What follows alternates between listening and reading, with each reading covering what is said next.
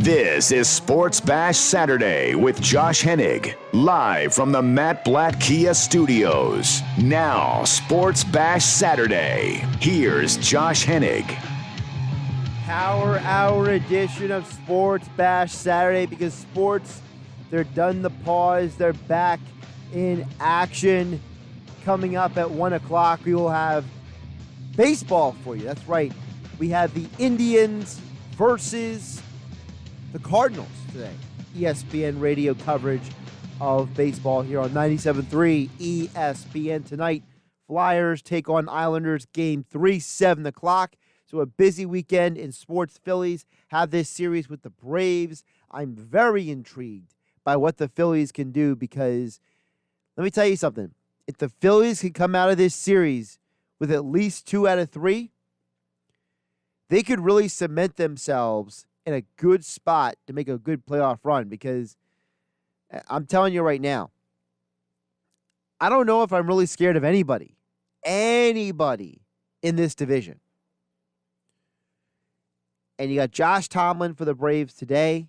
By the way, the Braves still haven't announced their starter for Sunday. I'm a little perplexed about that, honestly. I don't know what's going on there. But, Phillies, Braves this weekend. They got the Nationals for 4 games after that.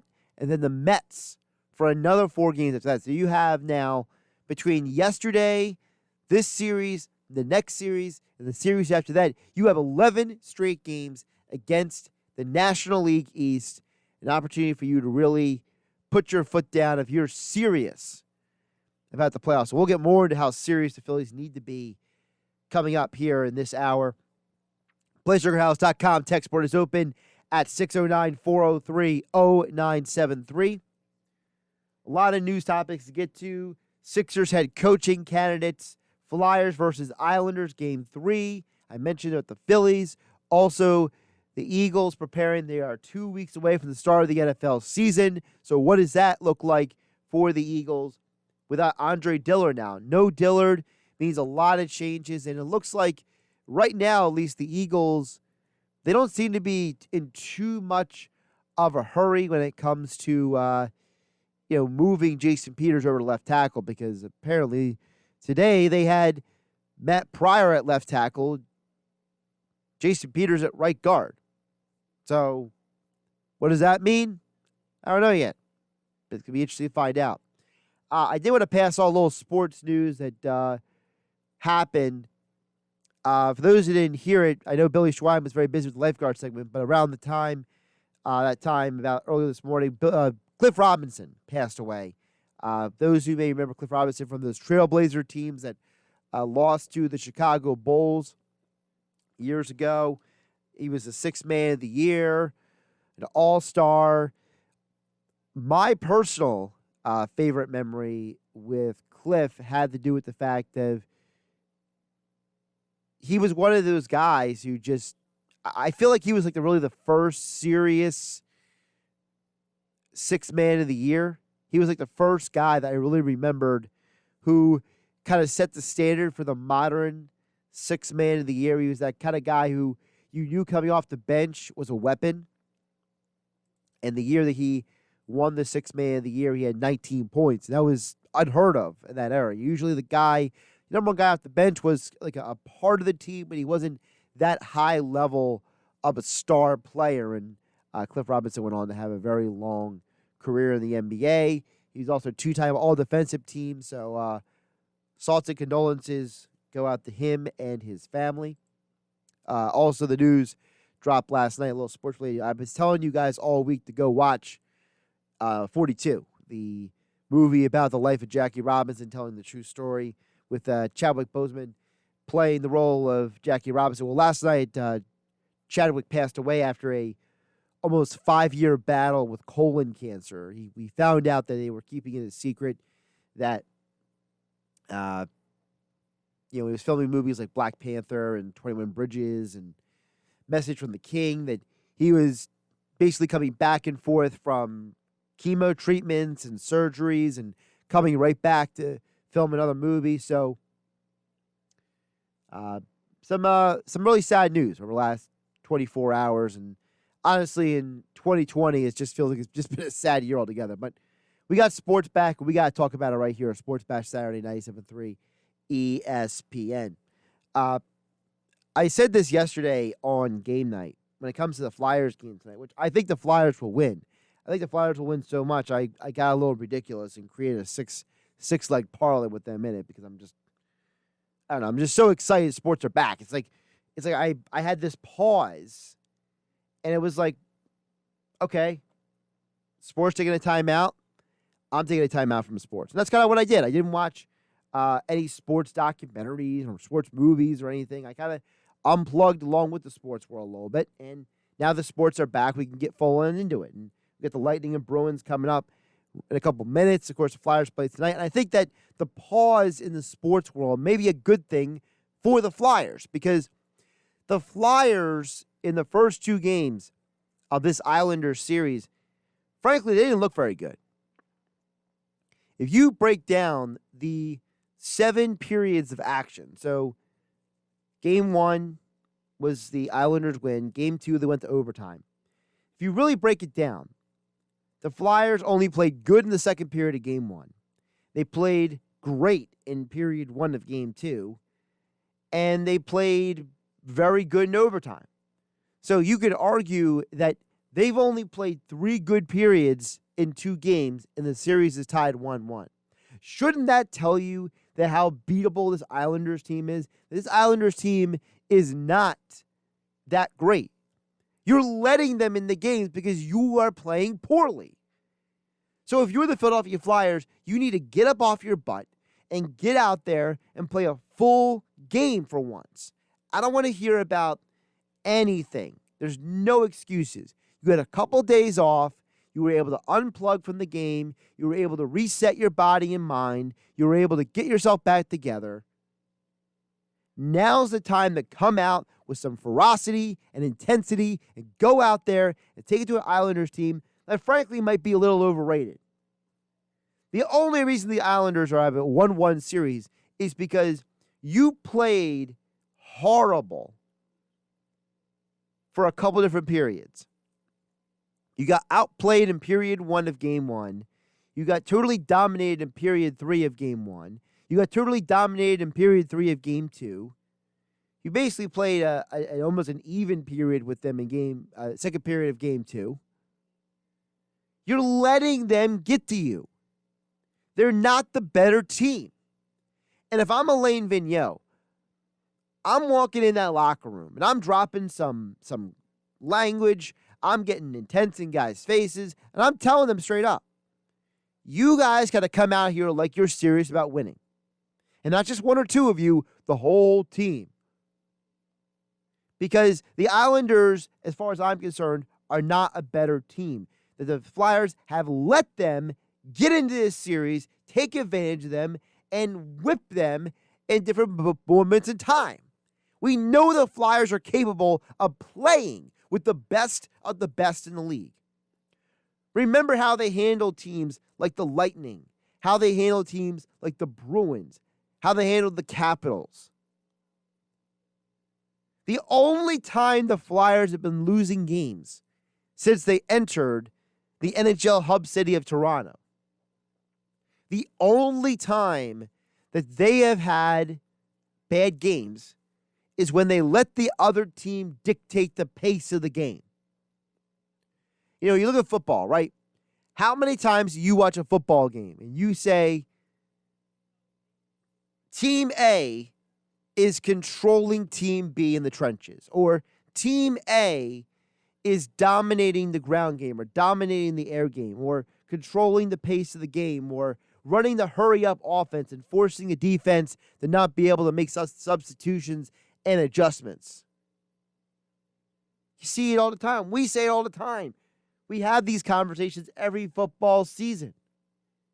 It's not that different for hockey. In hockey, if you let someone push you around, they're going to take advantage of you. If you give them somebody an inch, they're going to take a mile when it comes to sports. So the Flyers got to come out there and play all 3 periods like they played in the first period of Game 2. If they do that, they're going to win this series in 6 games. I can almost guarantee it. If they don't, this is going to be a 7-game series, and we're all going to be sweating and nervous and wondering what's going to happen. Because when the Flyers play up to their potential, they are the better team. PlaySugarHouse.com text board is open for you at 609-403-0973. 609-403-0973. Sports Bash Saturday, only here for an hour, coming up at 1 o'clock. Indians versus Cardinals. Coverage at 1 o'clock here on 97.3 ESPN. Of course, Flyers hockey tonight, 7 o'clock. You can hear all the action right here on 97.3 ESPN. Also on the 97.3 ESPN mobile app, you can listen to it for free. And I'm very curious about the Indians. And I'm glad that we had the Indians on the radio today, because the Indians are going to be a team that's probably going to be active at the deadline. I don't think it's a coincidence that Mike Clevenger's next scheduled start is September 1st. That's after the deadline. That's after you can trade for him. So if you are going to acquire him right now, you got to do it now. You can't wait for another start. This is not like the regular season where you get to see a guy for about a month, pitch a couple starts, and then you decide if you want to trade for him or not. No, it's right here, right now. And I want to bring that up because I think the Phillies need to make a move. I don't think acquiring Workman and Hemby and Hale is enough. If the Phillies are truly serious about being a contender, about making the playoffs, about all the stuff that they say they are, right? You got to go all in. And Clevenger's the kind of guy that you want to go and get for a couple reasons. One, because he's arbitration eligible for 2 years. So that means after this season, you have control over him, and you can either work on signing to a long-term deal, or you can just go to arbitration for a couple of years before you go to free agency. So that's number one. You have the opportunity to control him. Number two, if you're really serious about making the playoffs and making a playoff run, and, you know, Middleton says stuff like we want to get our trophy back and all that stuff. If you're really serious about that stuff, Mike Clevenger has now his 4th straight year with an ERA around 3. 2017, 3.11. 2018, 3.02. 2019, 2.71. This year, 3.18. He's consistent. He doesn't give up a ton of runs. He's a guy who also could chew up some innings. He had 200 innings a couple of years ago. He's a guy that gets a lot of strikeouts. Each of the last 4 years, except for this year, he has had more strikeouts. This year it's even. But in years past, he has had more strikeouts than innings pitched 3 years in a row. This year he's even, but part of that is because he's only started 4 games because of all the chaos that's going on in Cleveland with him going out and all that stuff. And let's be realistic. I think he's learned his lesson. I think that he's learned that, he shouldn't be lying about what he does in his spare time. He's a 29-year-old dude. Maybe he's a little immature. But maybe you bring him into a team like Philadelphia, give him a fresh new start, and he could be a phenomenal pitcher for you. And you think of a rotation going to the postseason with Nola, Wheeler, Arrieta, Clevenger. That's some oomph. That's some punch. That's something to be careful of, because every team that has had success in the postseason has pitching. You can't just be good hitters. I don't want to see the Phillies acquire another bat. I need to see them go get some pitching. And we talked about this earlier on the locker room with Billy Schwein. The guys brought it up there. Hunter Brody has brought it up during the week on the Sports Bash. Maybe it's time to think about, what is Rhys Hoskins' long-term future? What is Adam Hazley's long-term future? I'm not saying I'm looking to or want to trade either one or both of those guys. But you know what? I don't like Alec Bohm at third base. Alec Bohm at third base. He's just not a very good fielder. Maybe he's better off at first base. Maybe he's better off as a DH. I feel a lot better about Segura or Kingery over at third than I do about Alec Bohm. So maybe it's time to look into moving Hoskins. If you're going to get a guy like Mike Clevenger, I'm going to move Hoskins for sure. I think the Phillies need to be 100% serious. Look at the Philadelphia Flyers. The Flyers, they didn't make the biggest move, but they made the right moves. When they got Nate Thompson and Derek Grant before the trade deadline this year, those were moves that solidified their depth. When they signed Kevin Hayes in the offseason, they said, we're serious about winning. We're getting one of the best centermen in the league. The Phillies got to have the same attitude. And if you're not going to go out there and just give the money yet to a guy like JT Realmuto, you got to at least show you're serious about other things. And when I think of the Flyers versus the Phillies, the biggest difference is who wants it more. And I think right now the Flyers organization has showed how serious they are about trying to win. The Phillies, I don't know yet. I got to see it. I need to see them do it before the deadline. That's this Monday, August 31st. I feel pretty confident saying that Mike Gill and the Sports Bash will have coverage all week long of the Phillies. Of course, check out 97.3 ESPN.com of all of our coverage of the Phillies as well, with Frank Closer, 97.3 Phillies writer on the website. Sports Bash Saturday here on 97.3 ESPN, being brought to you by GMS Law. Make the right call with 4 convenient locations to serve you. Visit gmslaw.com. Text board is open at 609-403-0973. That's right, the PlaySugarHouse.com text board, 609-403-0973. Whatever's on your mind, you can get on the conversation right here. We're only here for an hour until 1 o'clock, so get your texts in now, 609-403-0973. Josh Hennig here, Sports Bash Saturday, 97.3 ESPN FM and the 97.3 ESPN mobile app, powered by First Bank of Sea Isle City. This is Sports Bash Saturday with Josh Hennig, live from the Matt Blatt Kia Studios. Here's Josh Hennig. Josh Hennig back here, 97.3 ESPN. Of course, PlaySugarHouse.com. Text board is open at 609-403-0973. Only here for an hour. Coming up at 1 o'clock, Indians, Cardinals, brought to you by ESPN Radio. Flyers tonight, 7 p.m. Tim Saunders, Steve Coates on the call, 97.3 ESPN and the free 97.3 ESPN mobile app. You can listen to Flyers wherever you are through the app and the website. Speaking of the website, over at 97.3ESPN.com. Lots of new reports coming out about who are the head coaching candidates potentially for the Sixers. And I spoke to NBA insider Scoop B last night. You can go check out the Game Night podcast on the website, 97.3ESPN.com.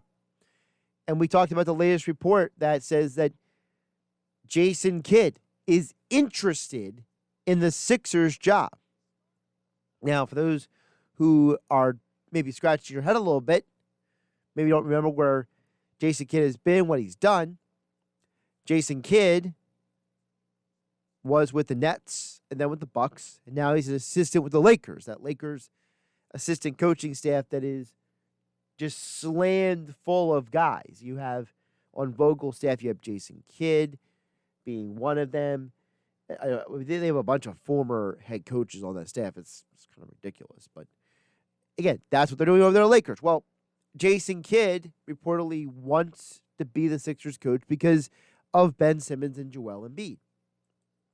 And, you know, when I spoke to Brendan Scoop B. Robinson, NBA insider, last night on Game Night, he was saying how that, you know, Jason Kidd is a guy who he thinks can work well with Simmons and Embiid, and pointed out Kidd's experience working with Giannis, that Jason Kidd was a major catalyst in helping Giannis become the MVP superstar that Antetokounmpo has become today. And while I don't deny that, I genuinely do believe that when you look at Kidd's 3+ years over Milwaukee, he was fired halfway through his fourth season, and you look at the trajectory of Giannis's development, it is fairly obvious that under Kidd, Giannis went from being this no-name guy to becoming the superstar he is today. I will not deny that at all. The problem I have with Kidd is not his track record. My problem with Kidd is the same problem I have with people who say that Mark Jackson should be the head coach. And you all know who you are, those of you out there on Sixers Twitter or on different social media platforms, or the people who, just you run into randomly, they'll be like, oh man, Mark Jackson, they salivate over him on the broadcast. Let me tell you something. My problem with Mark Jackson and Jason Kidd is this. Why is it that they're the guys who get replaced by the dude who takes the teams to the next level? Mark Jackson got replaced by Steve Kerr, and the Warriors went on to become a dynasty. Jason Kidd gets replaced by Mike Budenholzer, and Budenholzer has turned the Bucks into arguably the best team in the Eastern Conference, not just this year, but the last couple of years, because when Kawhi wasn't on the floor for the Raptors had a lot of problems with the Bucks in the regular season. So you have to believe that because of the ascension of Giannis and because of the timing of it, it might have been a little convenient, but there's a long history in basketball of coaches being the guy who gets you to a certain point. The Bulls never won with Doug Collins. The Lakers never won with Del Harris, right? The Pistons did win a championship with Rick Carlisle. Speaking of Rick Carlisle was the head coach who won it for the Mavericks because they couldn't get over the hump with Avery Johnson. Mark Jackson replaced him with Steve Kerr. David Blatt replaced him with Ty Lue. Dwayne Casey replaced him with Nick Nurse. You seeing a pattern here? The pattern is that there are certain coaches who get you to a certain point. And there's sometimes another coach that has to come in and elevate you. And I'm not saying it can't be a former coach, because as I just mentioned, Rick Carlisle won an NBA championship with the Mavs after Avery Johnson couldn't get them further than they got. There are plenty of coaches who get second and third chances who win with the second and third chance. So I'm not saying that it can't be a former head coach, but I'm very, very wary of guys like Kidd and Jackson, because these are the guys who had to be replaced for their teams to elevate. And you can text in the PlaySugarHouse.com text board at 609-403-0973. Or you could at Josh Hennig on Twitter. However you want to get a hold of me. But I'm telling you right now, I think there is something to the reality that the last 3 head coaches to win NBA championships are all in their first year on the job. And when you go back even farther in the league history, think about it.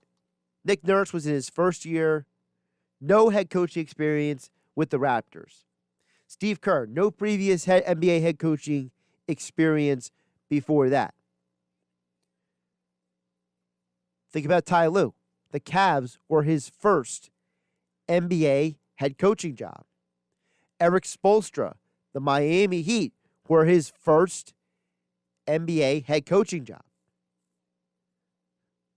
So if you go back over the last 10 years, you have Nick Nurse, Ty Lue, Eric Spoelstra, Steve Kerr. That's 4 head coaches with no previous NBA head coaching experience who won championships. And you could actually make it 5 because most people don't know the history of Greg Popovich. Greg Popovich wasn't some legendary coach before he got the Spurs job, Greg Popovich had no NBA head coaching experience before he became the Spurs head coach. In fact, before he became the Spurs head coach, he was an assistant in a couple different places, San Antonio and Golden State, but no previous head coaching experience. When he got the job with the Spurs, it should be noted that actually Popovich was the general manager and vice president of basketball operations. He wasn't even the head coach. He wasn't even on the coaching staff. And what did he do?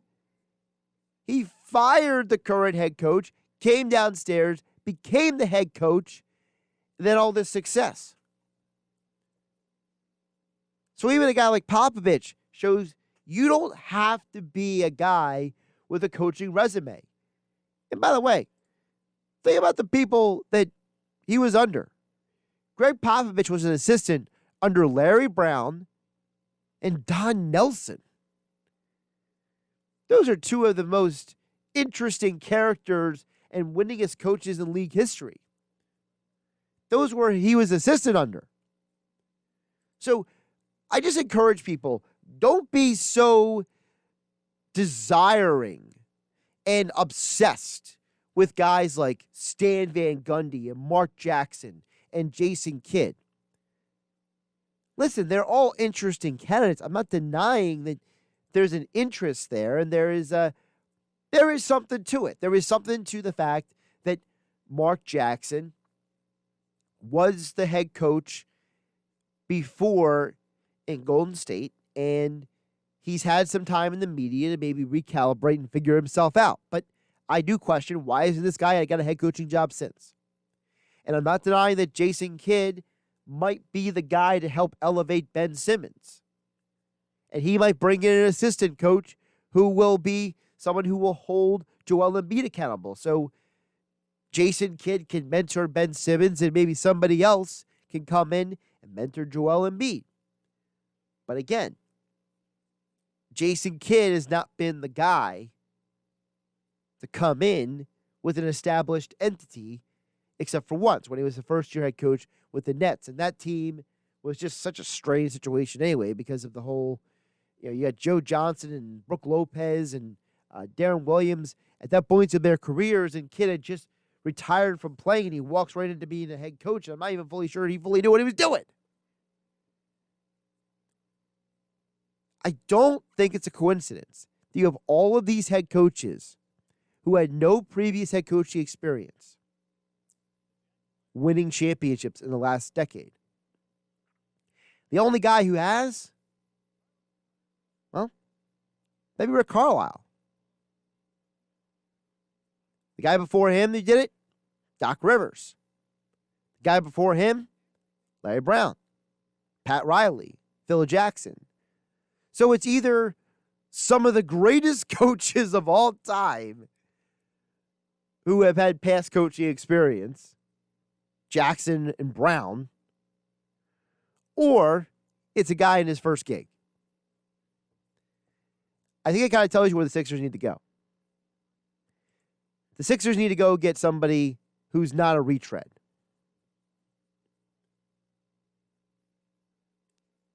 Because if you go get a retread, you're just going to fall back. And in Philadelphia, the Philadelphia teams haven't always had experience with retreads. They also haven't had a lot of experience with new guys either, so there's really no pattern of excellence.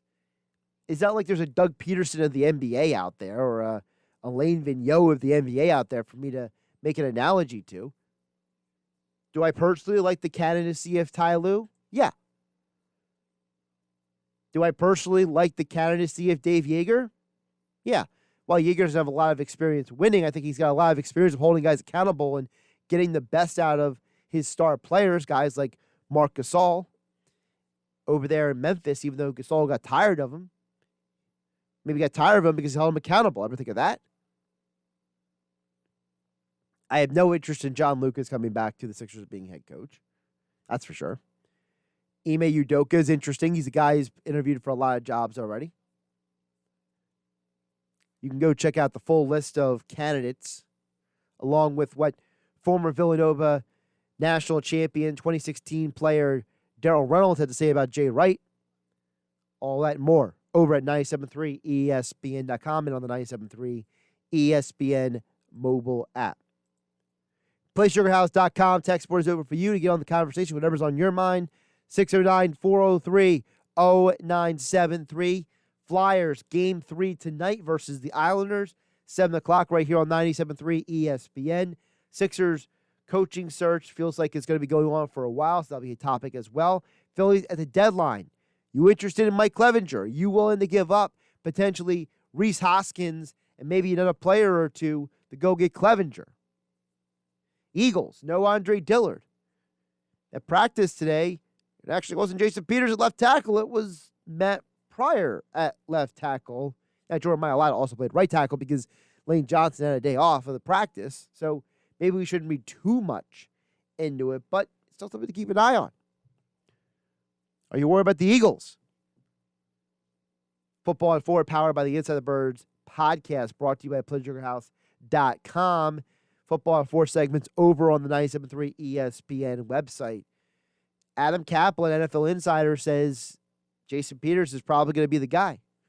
97.3 ESPN.com. Eagles writer Andrew DeCecco says Peters is probably going to be the guy. Question is, will he be? We're going to find out soon enough. We're only a couple weeks away from the start of the NFL season. 609-403-0973 from PlaySugarHouse.com. Text board. Josh Hennig here. Sports Bash Saturday, only here for 1 hour. We have Indians Cardinals coming up at 1 o'clock here on 97.3 ESPN. And yes, I still have my UFC pick for this week. Last week, we nailed it. Frankie Edgar won. Sports Bash Saturday, 97.3 ESPN. Josh Hennig hanging out with you till 1 o'clock.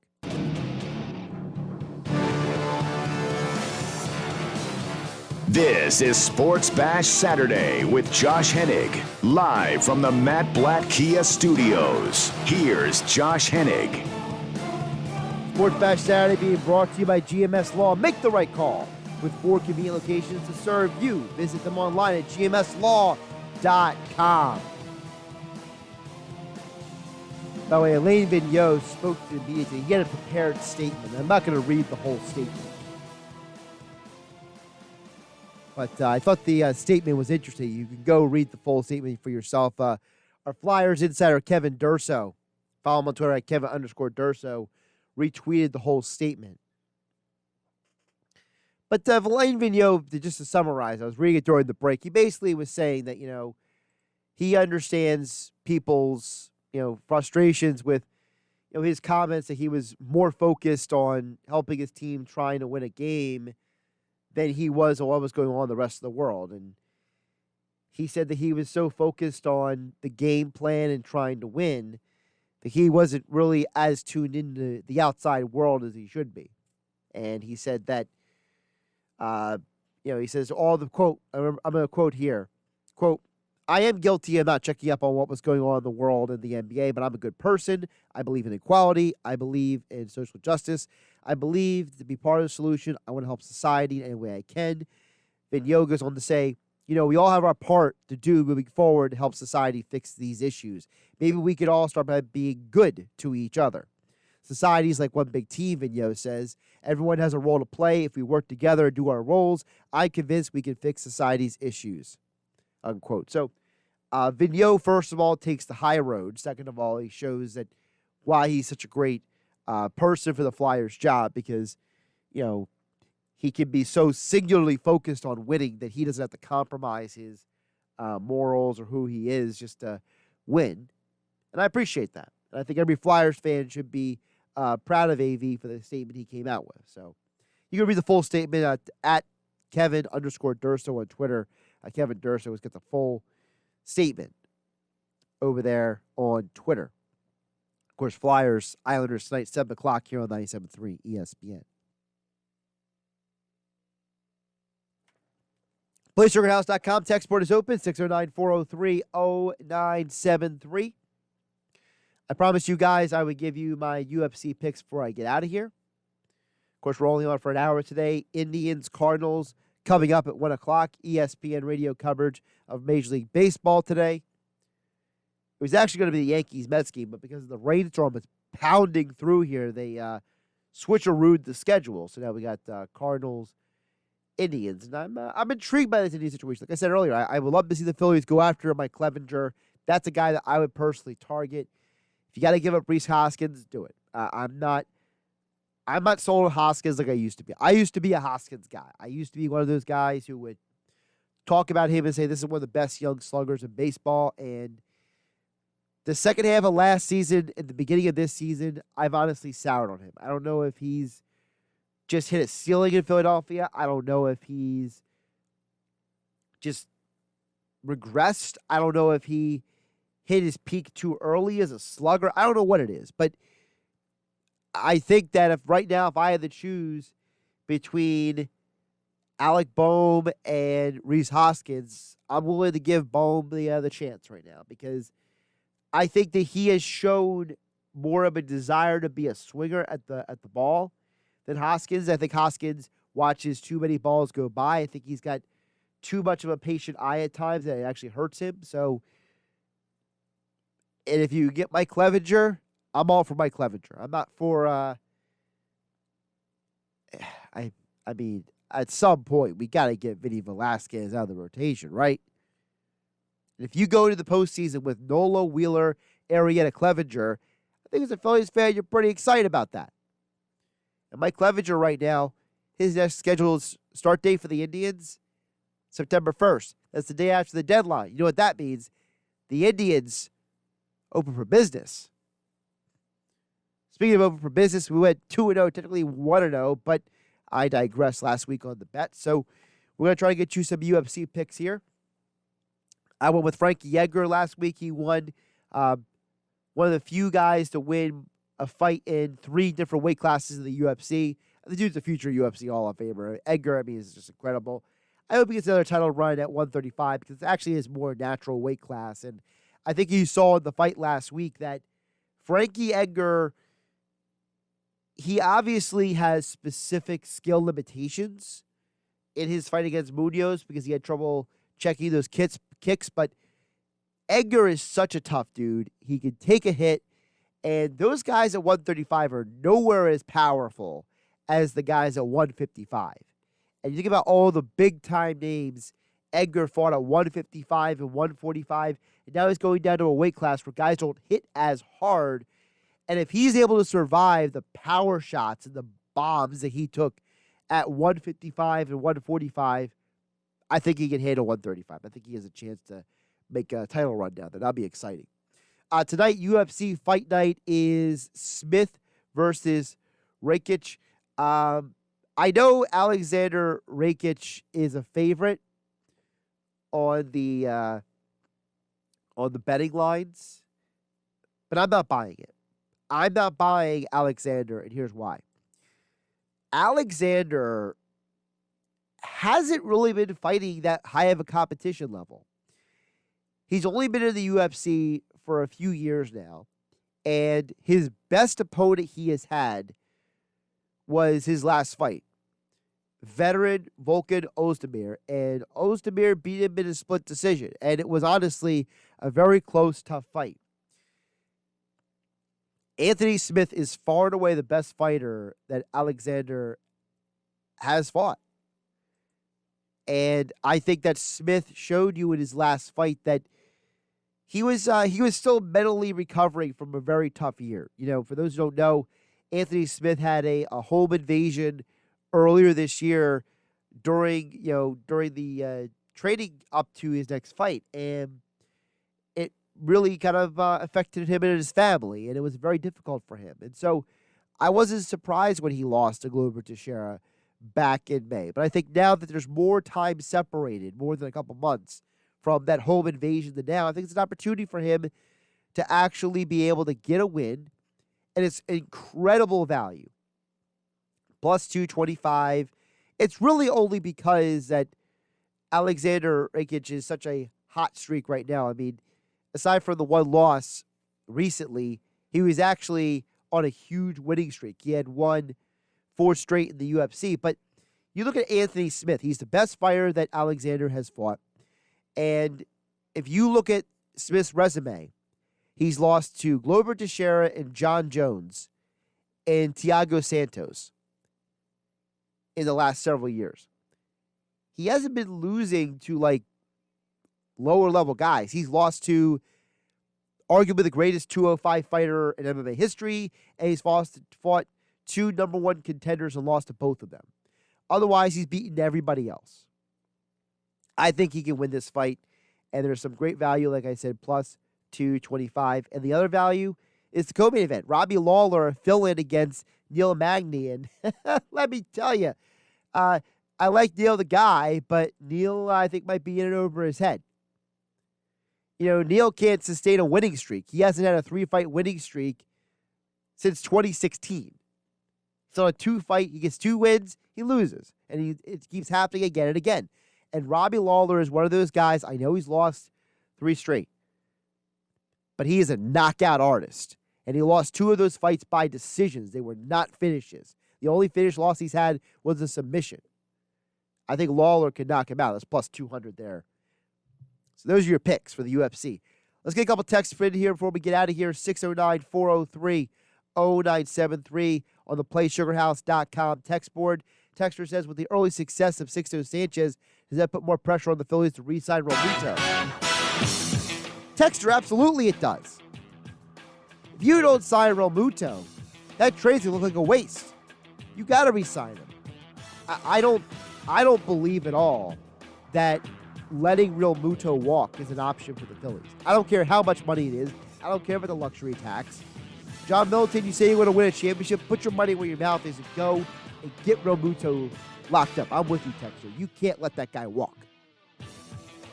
One more text in here says, I don't agree the Flyers are the better team in the series. It would be great, but I'm going with the Islanders. Well, that's your opinion. You didn't really give me much there, though. But I appreciate the text, though. I would have loved a little bit more deeper analysis there from you, Texter. I'm going Flyers. You're going Islanders. You can text me in if you were right. A couple weeks. How about that? Josh Hennig, Sports Bash Saturday. Have a great weekend, everybody. Flyers tonight, 7 o'clock, 97.3 ESPN.